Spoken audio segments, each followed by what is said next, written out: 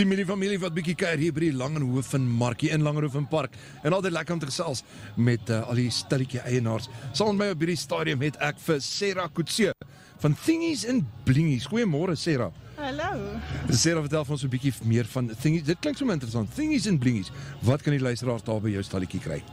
Ons hoofproduk is eintlik maar Lucky Packets. So ons maak Lucky Packets vir die kinders om hier te koop en dan doen ons dit vir partykeer vir partytjies.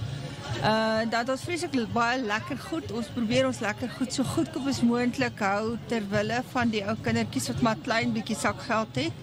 En dan het ons ook Avon en Justine produkte en koeldrank. Nou waarso by die boeremark of nie altans die Langenhoven Mark kan die luisteraars julle vind. Ons is by stalletjie nommer 78 en 125. En 'n Lucky Packet is nogal iets wat ek het lanklaas ene gehad. Ek dink ek moet ook dalk later so draai kom maak al by julle. Jy gaan hom verseker geniet. Sarah, ek hoop jy het 'n baie suksesvolle Saterdag verder en jy moet hierdie van die naweek geniet. Baie dankie. En julle luister na 90.7 FM uit Langenhoven Park, jou buurt, jou stasie.